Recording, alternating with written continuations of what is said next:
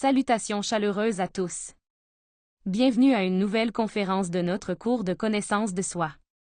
Aujourd'hui, nous allons apprendre une pratique basée sur l'application sage de la loi de correspondance.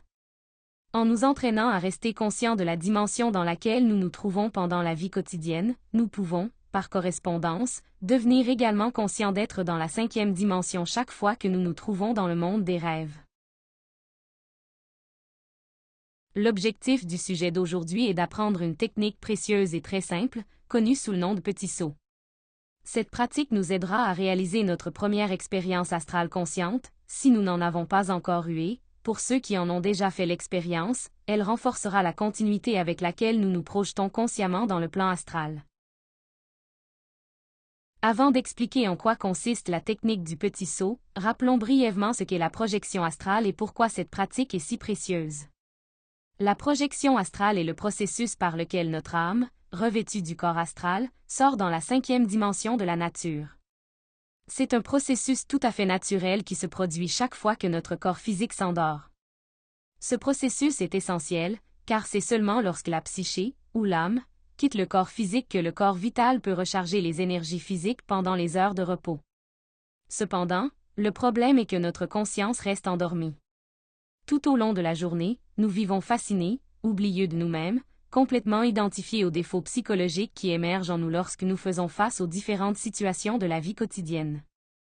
Nous sommes absorbés par nos pensées et nos émotions, et à cause de cela, nous restons dans un état de rêve même en étant éveillés. Par correspondance, lorsque la nuit vient, nous allons dans le plan astral pour rêver, sans réaliser que nous rêvons, peu importe combien nos expériences peuvent être étranges ou illogiques. Nous pourrions voir des éléphants voler, et pourtant une telle absurdité ne nous réveille pas de notre état inconscient. Dans la 3e conférence de ce cours, nous avons appris plusieurs techniques pour atteindre la projection astrale consciente, c'est-à-dire devenir conscient du moment précis où le corps astral se sépare du corps physique et entre dans la 5e dimension, afin que nous puissions nous y déplacer à volonté. Pour ceux qui n'ont pas vu la 3e conférence, je vous invite à la chercher dans la section vidéo. La pratique de la projection astrale consciente est un outil essentiel dans le processus de connaissance de soi et d'éveil de la conscience. Maintenant, parlons brièvement des raisons pour lesquelles nous devrions la pratiquer et de ce que nous pouvons faire une fois que nous nous trouvons consciemment hors du corps, dans le plan astral. Grâce à la projection astrale consciente, nous pouvons vérifier par nous-mêmes l'existence de différentes dimensions de la nature, au-delà de cette 3e dimension où réside notre corps physique. Nous pouvons également confirmer que nous possédons d'autres véhicules à travers lesquels notre essence peut se manifester dans ces dimensions supérieures. Dans cet état, nous nous percevons en mouvement dans un corps identique au corps physique en apparence, mais de nature complètement différente, doté de facultés extraordinaires. Avec le corps astral, par exemple, nous pouvons traverser les murs, voler ou nous déplacer instantanément d'un endroit à un autre à la vitesse de la pensée. Cette technique nous permet également d'accéder à la sagesse des dimensions supérieures, de converser directement avec les différentes parties de notre être, et d'en recevoir des conseils et des orientations. Nous pouvons demander à notre être intérieur de nous révéler la vérité sur tout ce que nous souhaitons comprendre, par exemple, confirmer les enseignements que nous étudions dans ces conférences. Nous pouvons enquêter sur nos vies passées, explorer nos karmas, vérifier nos progrès dans le travail intérieur, et recevoir des intuitions concernant le processus de mort psychologique que nous devons accomplir. En vérité, il y a une infinité de choses que nous pouvons découvrir et explorer dans ces régions supérieures de la nature. C'est pourquoi il est si important de faire l'effort de commencer à pratiquer consciemment et de s'éveiller à soi-même lorsque nous sommes dans le plan astral. La technique que nous allons apprendre aujourd'hui est fondée sur la loi de correspondance, le principe universel qui dit « Ce qui est en haut est comme ce qui est en bas, ce qui est au-dedans est comme ce qui est au dehors ». Cela signifie que, tout comme nous faisons l'effort de rester conscients de nous-mêmes et de la dimension dans laquelle nous nous trouvons lorsque nous sommes dans le plan physique, par correspondance, cette même conscience se manifestera lorsque nous serons dans le plan astral. Il est très courant que ce que nous faisons pendant la journée se répète mécaniquement dans le monde des rêves. Si nous passons la journée à travailler, nous rêvons que nous travaillons. Si nous nous identifions à certaines situations sur le plan physique, nous finissons par recréer ces mêmes situations dans le plan astral. Utilisons donc cette connaissance avec sagesse. Puisque nous comprenons maintenant comment fonctionne la loi de correspondance, nous pouvons commencer à développer une conscience plus grande pendant la journée, afin de pouvoir éveiller notre conscience lorsque nous serons dans le plan astral. En quoi consiste donc la pratique du petit saut? Tout d'abord, nous devons réfléchir à un fait simple mais profond. Lorsque nous sommes dans le monde des rêves, nous supposons toujours que nous sommes éveillés, que nous sommes dans le plan physique. Par conséquent, nous devons cesser de tenir pour acquis que nous sommes dans la troisième dimension simplement parce que tout semble et paraît familier. Au lieu de cela, nous devons commencer à vérifier dans quel plan nous nous trouvons à chaque instant.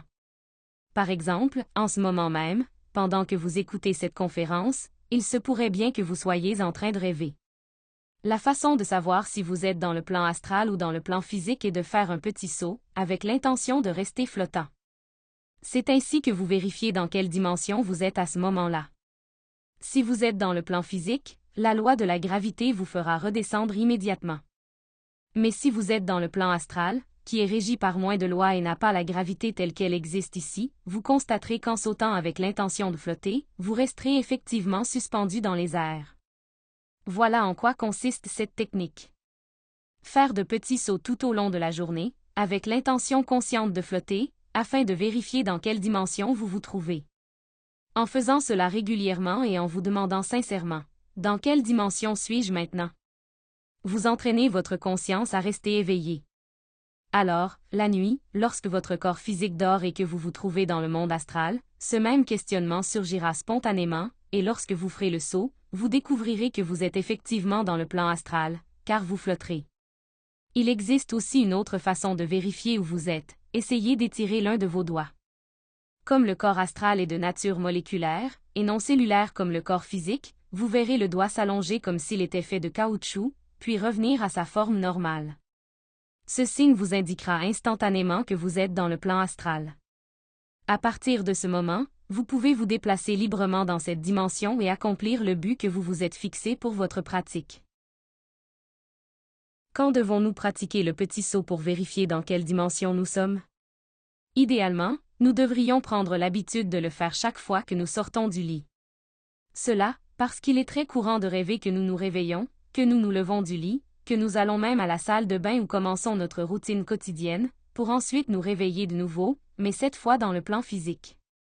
C'est pourquoi il est fortement recommandé d'effectuer le petit saut chaque fois que vous vous réveillez, juste pour être sûr. De plus, chaque fois que nous changeons d'activité au cours de la journée, nous devrions faire une pause un instant, nous demander sur quel plan nous sommes, puis faire le test. Nous devons faire un effort conscient pour rester dans un état de perception alerte, nous souvenir de nous-mêmes, rester éveillés, et pratiquer l'auto-observation afin de reconnaître et d'éliminer les défauts psychologiques qui se manifestent d'instant en instant et maintiennent notre conscience endormie. Ainsi, chaque fois que nous revenons à l'auto-souvenir, nous devrions également vérifier dans quelle dimension nous nous trouvons. Il est également très utile d'effectuer le petit saut chaque fois que nous voyons quelque chose de surprenant, d'étrange ou de hors du commun. Faire cela nous empêche de supposer que tout autour de nous est normal.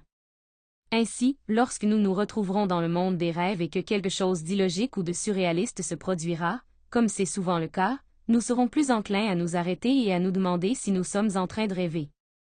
Et lorsque nous ferons le test, nous découvrirons que nous sommes réellement dans le plan astral. Le résultat de cette pratique est que nous commençons progressivement à développer la conscience de nous-mêmes sur le plan physique. Par correspondance, cette conscience de soi s'étendra au plan astral, nous permettant de nous y éveiller et de nous déplacer consciemment à travers la cinquième dimension de la nature. La seule condition pour réussir avec cette technique est de la pratiquer avec un désir sincère, une discipline constante et une persévérance patiente, jusqu'à obtenir des résultats. Nous espérons sincèrement que cette pratique devienne pour vous un outil précieux sur votre chemin. C'était la conférence d'aujourd'hui. Si vous avez des questions sur le sujet, n'hésitez pas à les laisser dans les commentaires, et nous répondrons avec plaisir à vos préoccupations. Dans notre prochaine conférence, nous aborderons un sujet très important, un sujet qui nous aidera à comprendre pourquoi le chemin vers l'autoréalisation est difficile. Nous découvrirons les obstacles que nous rencontrons dans notre travail intérieur, et apprendrons comment les surmonter, ainsi que les moyens d'éviter toute forme d'autotromperie qui pourrait nous détourner de notre progrès vers l'autoréalisation intime de notre être. Ne manquez pas cette étude importante. À la prochaine. Continuez à travailler sur vous-même.